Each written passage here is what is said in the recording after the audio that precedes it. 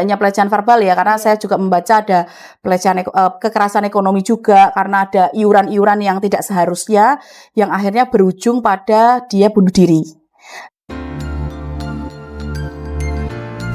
Halo, selamat siang semuanya. Perkenalkan, saya Ismo Livareni bersama rekan saya Jeki Pranata. Di sini kami akan memandu berjalannya acara podcast pada hari ini. Ya, untuk podcast kali ini kita akan membahas hal yang marak terjadi di masyarakat maupun di kampus, yaitu tentang pelecehan verbal. Ya, betul sekali teman-teman. Namun sebelumnya kami di sini nggak hanya berdua aja, yang pastinya kita mendatangkan narasumber yang paham dan mendalami materi atau topik yang akan kita bahas pada siang hari ini. Siapa tuh Pak pemateri yang akan datang pada podcast kita siang hari ini? Ya, mungkin tanpa menunggu waktu lama kita langsung aja panggil dan undang narasumber kita yang luar biasa pada kali ini, yaitu Ibu Sofia. Silakan untuk Ibu Sofia. Selamat datang Ibu. Halo. Selamat datang Ibu. Mungkin kita langsung duduk aja ya Bu. Boleh.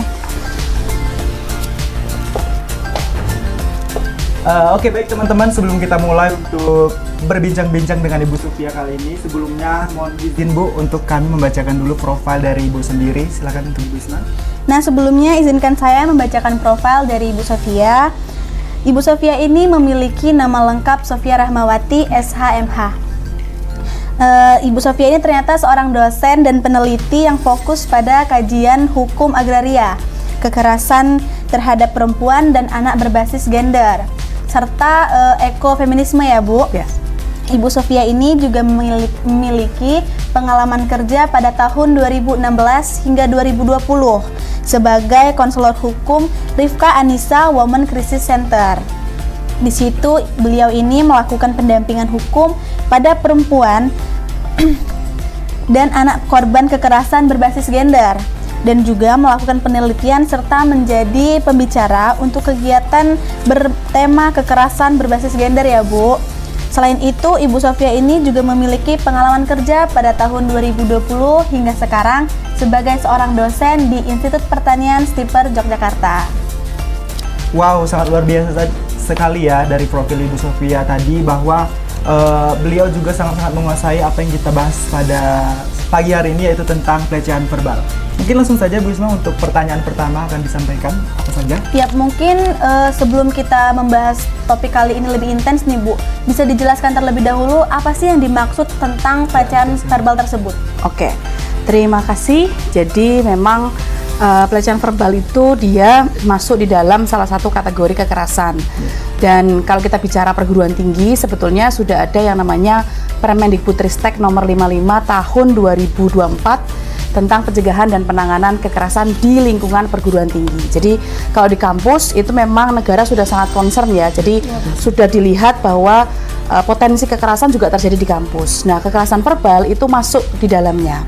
Mungkin sedikit pemahaman gitu ya. Jadi selain kekerasan verbal, sebetulnya ada namanya kekerasan fisik, kemudian kekerasan psikis, kekerasan seksual, lalu kemudian ada diskriminasi dan intoleransi, kebijakan yang mengandung kekerasan, dan juga perundungan. Tapi kalau kita khusus berbicara mengenai kekerasan verbal atau pelecehan verbal, dia bisa masuk ke hampir semuanya, karena di setiap kekerasan yang tadi saya sebutkan itu bisa muncul kekerasan verbal. Karena kekerasan verbal sendiri atau pelecehan verbal itu dia adalah kekerasan yang dilakukan melalui ucapan. Jadi menggunakan kata-kata yang tujuannya adalah untuk merendahkan, menghina, menakut-nakuti, atau kemudian melecehkan seseorang. Jadi mungkin nggak ada pukulan, nggak ada sentuhan gitu ya, tapi kata-kata yang dilontarkan itu dia bisa berdampak psikologis. Nah, saya kasih contoh boleh nggak? Boleh. Okay. Sebagai contoh misalnya kalau di kampus gitu ya, misalnya kalau ada mahasiswa yang mungkin dia belum memahami materi gitu ya, tapi karena si dosen ini gitu ya, atau mungkin si teman senior ini misalnya dia merasa bahwa kamu ini bodoh banget sih, masa kayak gini aja nggak bisa misalnya. Itu contoh kekerasan verbal. Yang lain misalnya, kamu tuh nggak cocok kuliah, mending pulang aja ke kampung, bantu orang tuamu. Itu juga masuk ke dalam kekerasan verbal. Atau satu lagi yang kadang juga ada, misalnya kamu masuk jalur belakang ya, soalnya otakmu nggak nyampe buat belajar. Itu kan Kali terjadi di kampus ya. itu sering kali terjadi di kampus dan itu kan menyakitkan ya. Maksudnya kampus itu kan tempat kita belajar ya, modalnya ya tetap harus modal, kita harus punya modal awal. Makanya kalau misal mau kuliah ya jangan kosongan, tetap harus baca materi dulu baru dari kampus. Dan ketika bertanya kan tujuannya untuk mendalami. Jadi seharusnya ketika ada yang bertanya atau berstatement tertentu tidak boleh kemudian merendahkan seperti itu. Iya. Nah, jadi teman-teman semua, ternyata pelecehan verbal itu nggak hanya suatu tindakan secara langsung ya, Bu. Kata-kata juga termasuk suatu pelecehan. Ya, betul sekali tadi disampaikan Bu Sofia mengenai definisi pelecehan verbal. Mungkin selanjutnya yang ingin kami tanyakan bahwa mengenai faktor-faktor apa saja sih Bu yang menyebabkan orang itu melakukan pelecehan verbal terhadap korban gitu. Kenapa dia mengatakan hal-hal yang Seperti bisa, itu. ya seperti itu. Oke. Jadi kadang kita suka miskonsepsi ya antara pelecehan verbal sama bercanda. Gitu. Cuma bercanda doang kok, kayak gitu aja tersinggung gitu ya. Iya. Tapi sebetulnya kalau kita mau bedain sebenarnya lebih mudah. Kalau bercanda semua orang akan ketawa. Tapi kalau itu pelecehan verbal pasti ada yang tersakiti di situ. Nah, pertanyaannya bagus. Kenapa kok orang bisa melakukan pelecehan verbal? Ini saya bawa contekan ya. Jadi memang kalau saya boleh analisis, yang pertama ya mungkin dari pendidikan di keluarga. Bisa jadi pelaku itu di keluarga sudah terbiasa dengan komunikasi yang seperti itu. Jadi cara komunikasi kan ada juga ya keluarga yang komunikasinya tidak hangat, tidak lembut seperti itu. Kedua, empati.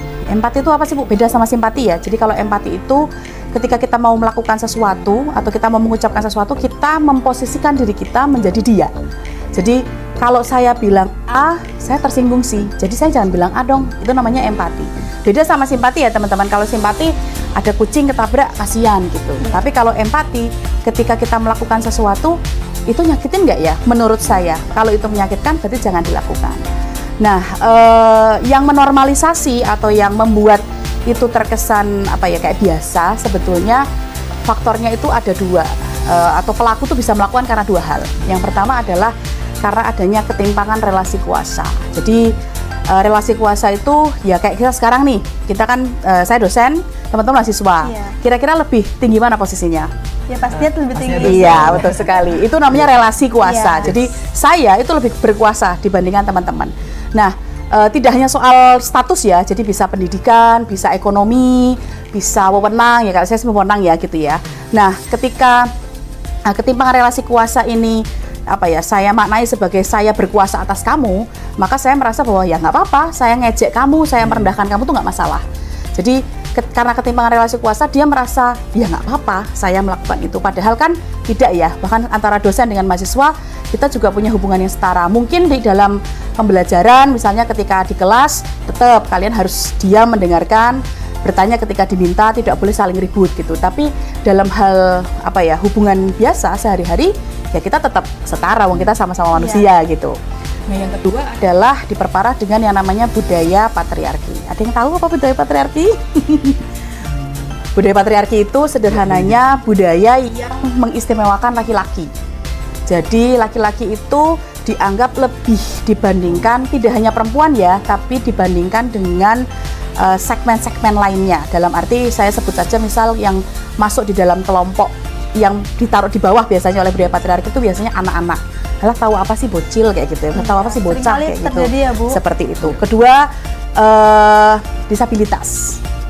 Orang-orang yang punya keistimewaan ya, baik itu fisik dan lain sebagainya. Jadi nggak pas. Padahal sebenarnya kalau kita lihat ya kita kan sama-sama manusia ya. Jadi tidak dibedakan. Nah, kenapa kok budaya patriarki itu bisa membuat seseorang melakukan kekerasan? Karena di dalam budaya patriarki itu juga mengandung yang namanya maskulinitas. Maskulinitas itu lawannya feminim ya kalau maskulin itu. Tapi ini bukan mengikut kepada jenis kelamin ya teman-teman. Misalnya kalau Jeki maskulin misalnya, Mbak terus feminim gitu, enggak. Tapi sifat gitu. Jadi sifat. Kalau maskulin itu dia lebih ke arah, kalau yang bagus ya itu namanya tanggung jawab. Itu sifat maskulin, itu sifat laki-laki, sifat kelaki-lakian maskulinitas. Tapi bukan hanya ngikut ke jenis kelamin laki-laki. Terus misalnya protektif, tegas. Nah, kalau perempuan kan biasanya apa kalau perempuan? Lemah lembut. Terus misalnya perempuan itu lebih keibuan misalnya itu contoh-contohnya seperti itu. Nah, cuman maskulinitas itu menjadi bermasalah ketika dia masuk kategori toksik. Nah, toxic masculinity itu apa? Misalnya menekan emosi. Misalnya nih ketika saya bilang, Jeki kamu tuh gini negatif, terus kamu kan agak marah nih gitu ya, alah gitu aja marah, baper kamu. Nah, padahal kan nggak ada masalah toh ketika kita punya perasaan nggak nyaman. Atau misalnya dominasi, saya merasa saya tuh dosen, terserah saya mau ngapain, kamu tuh cuma mahasiswa. Nah itu kan juga sama tuh, itu toxic masculinity. Atau misalnya membiarkan atau menormalisasikan guyonan-guyonan antar laki-laki, biasanya lebih ke seksual. Kayak misalnya, wah mohon maaf nih ya teman-teman ya, misalnya wah belahannya kurang turun dikit tuh misalnya. Atau misalnya wah angkat dikit dong biar pantatnya kelihatan. Nah seperti itu dan semuanya tertawa, padahal itu sebenarnya masuk kepada pelecehan verbal walaupun kategorinya seksual misalnya. Jadi hal-hal seperti itu tuh yang membuat pelecehan verbal itu sering terjadi tuh karena pembiaran seperti itu gitu. Ya, betul sekali yang disampaikan oleh Bu Sofia tadi. Beberapa faktor yang menyebabkan orang melakukan pelecehan verbal ya Bu. Yang pertama, kadang konteksnya bercanda, tapi hal itu menjadi serius ketika seorang menanggapinya tidak bisa memfilter kata-kata dari persoalan tersebut. Tadi dijelaskan juga pertama faktor-faktornya dikarenakan ketimpangan relasi kuasa. Kedua itu tadi Bu apa? Budaya patriarki. Ya, budaya patriarki. Yang terakhir tadi ada toxic masculinity. Ya, toxic masculinity. Mungkin bisa langsung pertanyaan selanjutnya dari Ibu. Pelecehan verbal ini seringkali terjadi di ruang publik nih Bu, tapi nggak juga memberikan kemungkinan bahwasannya di ruang digital tidak terjadi. Yeah. Seperti yang kita tahu sangatlah bebas sepertinya saat ini, bahwasannya dengan mudah melakukan hal yang tidak terpuji di ruang digital. Nah, apa aja bentuk pelecehan verbal yang paling umum terjadi di ruang digital itu? Oke, jadi betul ya. Jadi kekerasan sendiri tidak hanya terjadi secara langsung, tidak langsung. Tidak langsung itu juga bisa lewat media elektronik atau media sosial. Nah, biasanya kalau mau dikasih contoh gitu ya, salah satu pelecehan verbal yang sering terjadi, misalnya body shaming, misalnya komen gitu aja kok bangga, misalnya kulitnya gendut tapi pakai bikini misalnya gitu ya, itu kan yang sering muncul tuh. Atau misalnya cowok kok kurus banget ya, kayak nggak makan kayak gitu. Jadi itu sangat mudah kemudian untuk diujarkan. Atau hate speech atau ujaran kebencian, misalnya agama kamu sesat misalnya. Itu kan juga ada tuh orang-orang yang ekstrim, dia nulis kayak gitu, agamamu sesat, pantas hidupmu kacau misalnya, atau dasar kaum ini begitu semuanya bego misalnya kayak gitu-gitu. Jadi yang lain juga bisa pelecehan verbal seksual juga sama, misalnya wah mau dong layar lebih banyak, buka lagi aja sekalian misalnya. Jadi itu contoh-contoh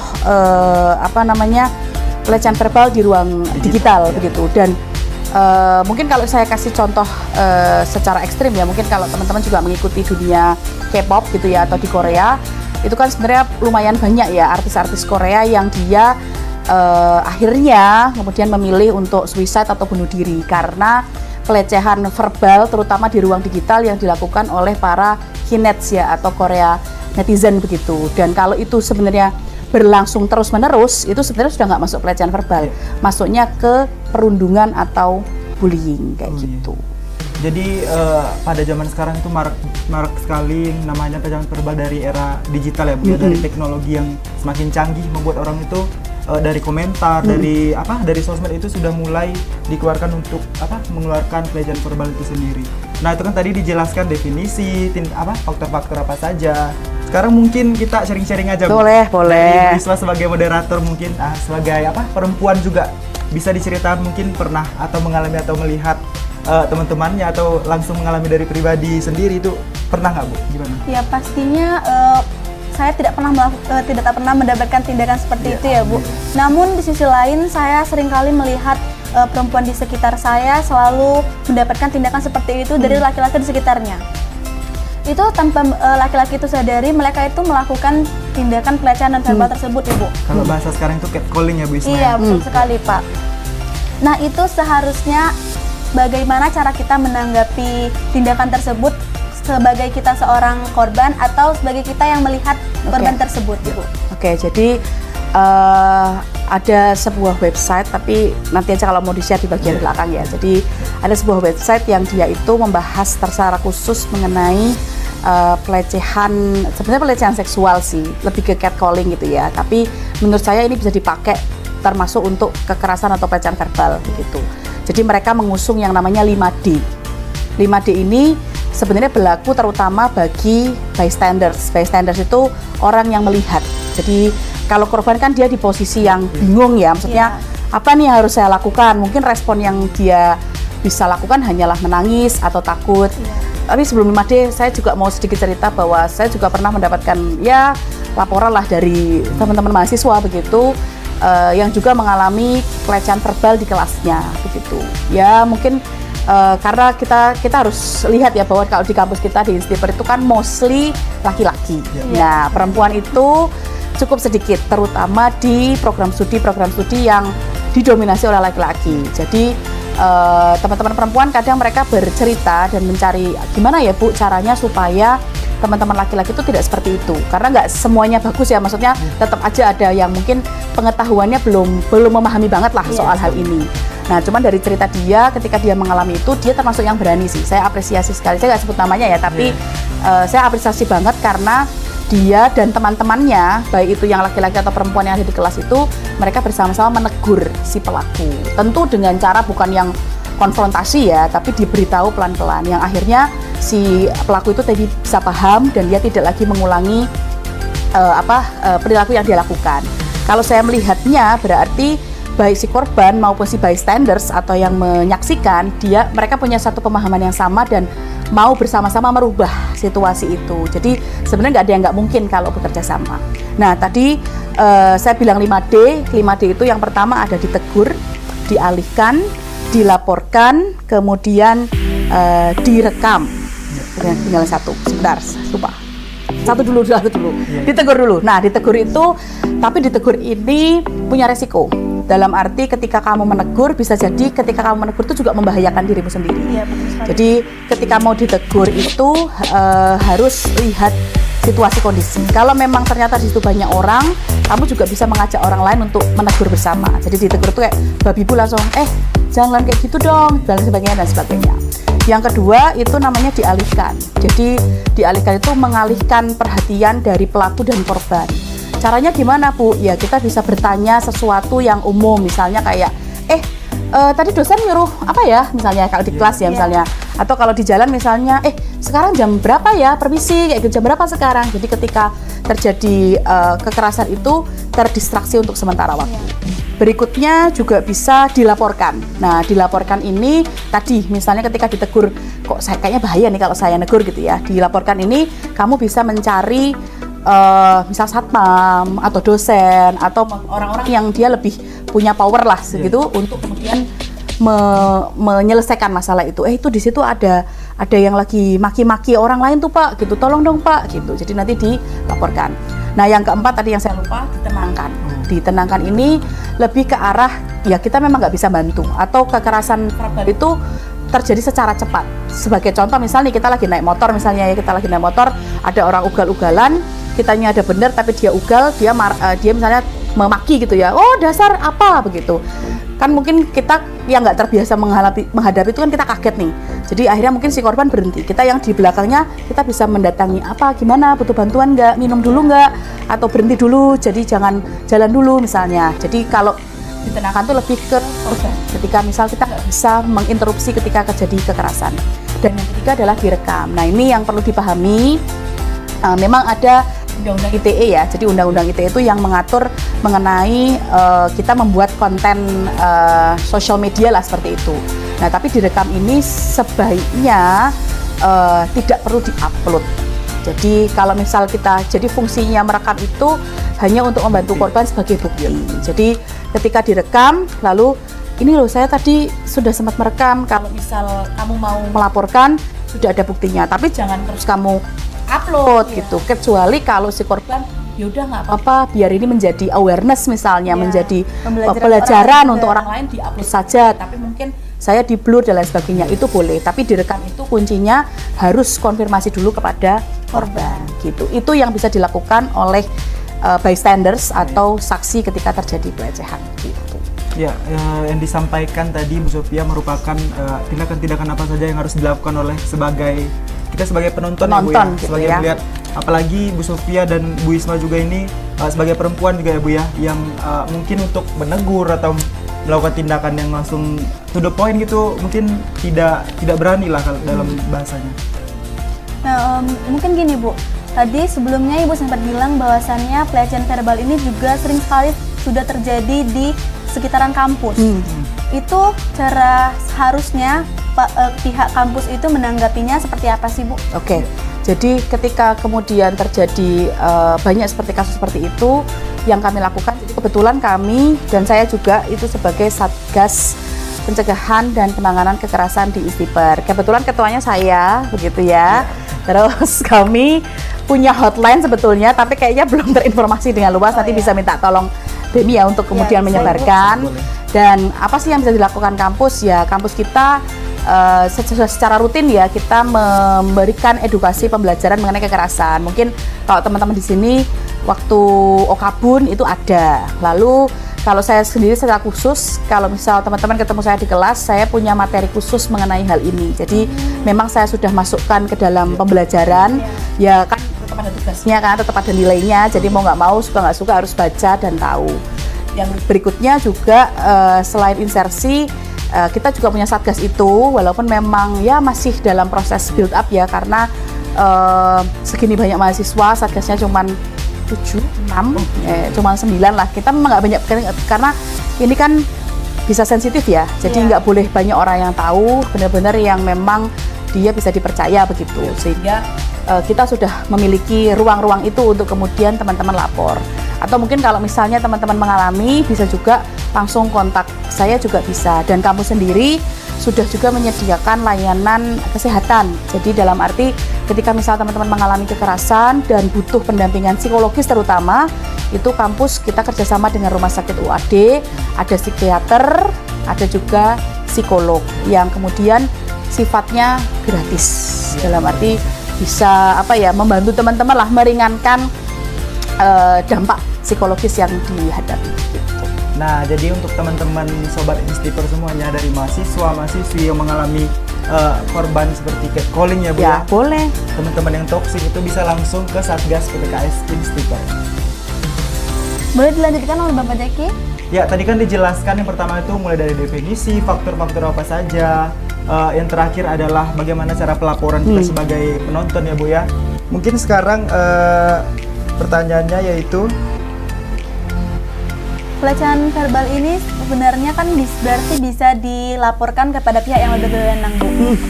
Mungkin ada nggak sih Bu hukum di Indonesia ini yang mengakomodasikan perlindungan terhadap korban pelecehan verbal tersebut?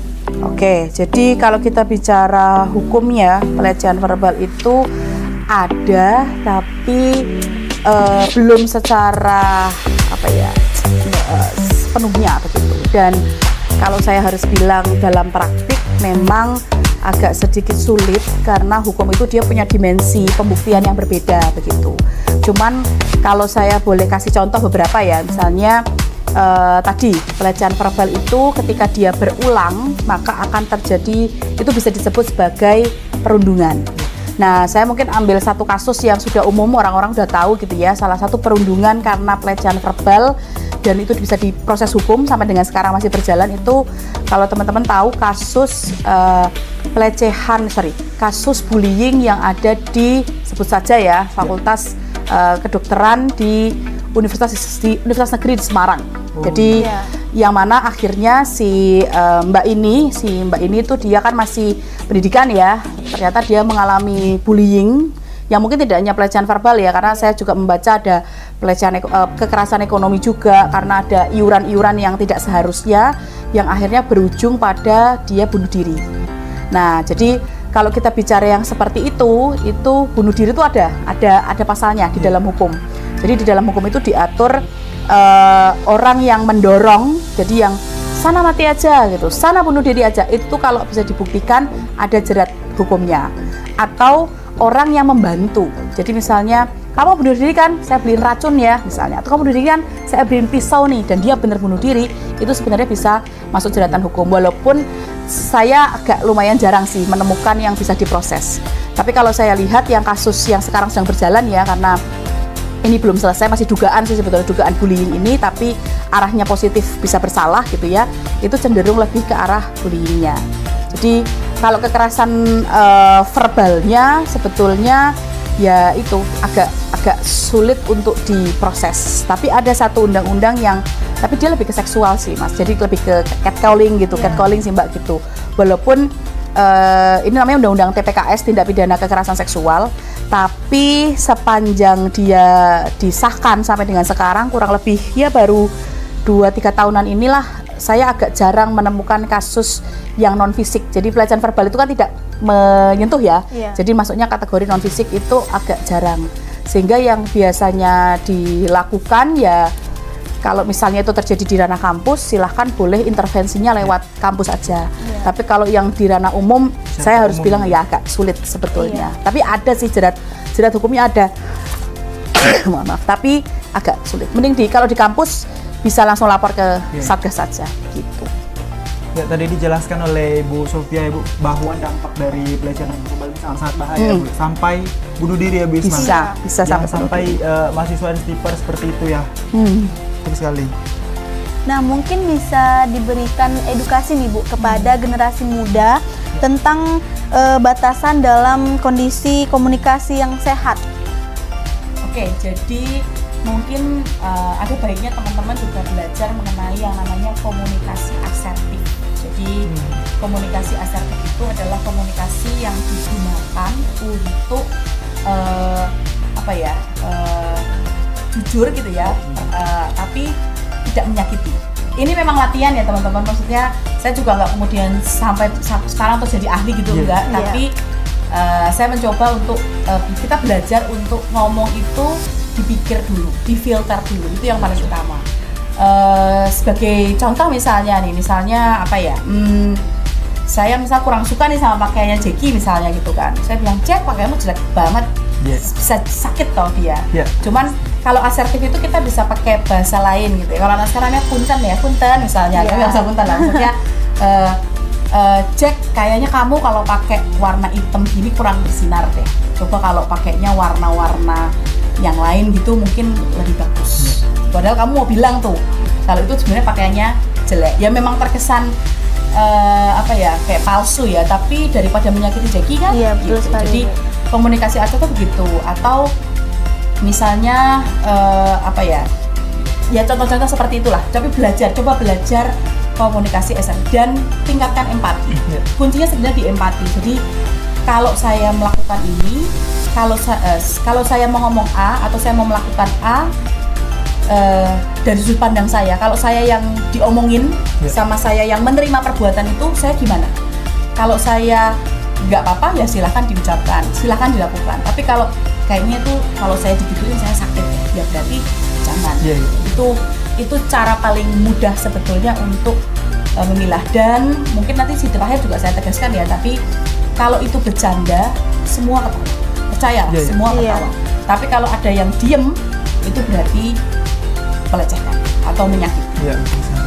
Nah, jadi teman-teman kalau maupun bercanda atau berkomunikasi itu harus dipikir kembali ya Bu ya. Walaupun konteksnya bercanda, karena kita tidak bisa menentukan orang itu bakal bercanda juga atau serius, itu kita tidak bisa mengendalikan orang tersebut. Nah, mungkin dari tadi dijelaskan definisi sampai dengan sekarang itu adalah edukasi tadi edukasi seperti apa. Mungkin sekarang closing statement dari Bu Sofia memberikan pesan untuk mahasiswa, khususnya mahasiswa stiper, bukan hanya mahasiswa Ibu Isma ya. Iya, untuk semua teman-teman yang nonton video ini juga. Ya, betul sekali. Silakan diberikan pesan. Terima kasih. Jadi seperti sudah disampaikan bahwa kalau kita berbicara mengenai pelecehan verbal, kuncinya adalah kalau semua tertawa berarti itu lucu, dan kalau misal ada yang tersakiti berarti itu pelecehan. Tapi kalau misal sudah terlanjur terlontar kata itu dan membuat orang lain tersakiti, maka jangan ragu untuk minta maaf dan berusaha untuk berubah, daripada kemudian kita apatis, membiarkan, nanti malah menjadi permasalahan di masa depan seperti itu. Dan kemudian juga jangan takut untuk lapor jika itu terjadi di kampus. Kampus punya kanal khusus, punya satgas untuk kemudian teman-teman lapor. Ya walaupun kadang misalnya agak lama begitu ya, karena kasusnya juga lumayan banyak. Cuman tenang saja ketika teman-teman lapor, kita akan mencoba sebaik mungkin karena teman-teman harus mendapatkan pendidikan secara aman, nyaman, dan bebas dari kekerasan selama belajar di Instiper. Seperti itu. Ya, baik itu tadi pesan dari Bu Sofia yang sangat luar biasa, yang sangat benefitnya banyak ya Bu, bahwa mahasiswa atau masyarakat umum itu sangat-sangat rentan yang namanya pelecehan nonverbal. Dan saya menyimpulkan bahwa juga pelecehan nonverbal itu sangat-sangat berbahaya, berdampak bagi seseorang, bagi pelaku juga, bagi korban apalagi ya Bu ya. Itu sangat-sangat berbahaya, bisa sampai tadi dijelaskan bahwa Bu Sofia sampai ada yang bunuh diri. Jadi teman-teman jangan menormalisasikan yang namanya pelecehan verbal. Mungkin kesimpulan dari Bisma? Mungkin yang kita dapat tarik bahwasannya kita nggak selalu harus bisa merasakan kita tuh menempatkan diri selalu menjadi korban ya Bu. Harus menyadari juga bahwasannya kita ini sebagai korban atau sebagai pelaku di lingkungan sekitar kita, terutama untuk orang lain yang pastinya. Karena kan pelecehan verbal ini ternyata sangat-sangat berbahaya, bisa berdampak ke kesehatan mental seseorang, yang pastinya seperti itu. Ya, mungkin sebelum kami tutup, di sini kami ada jargon juga Bu, dari Demi. Ya, biar kita tutup dengan akhir yang ada intermezzonya mungkin. Nah, mungkin seperti ini Bu, nanti kami menyebutkan pelecehan verbal. Jangan diam, bicaralah.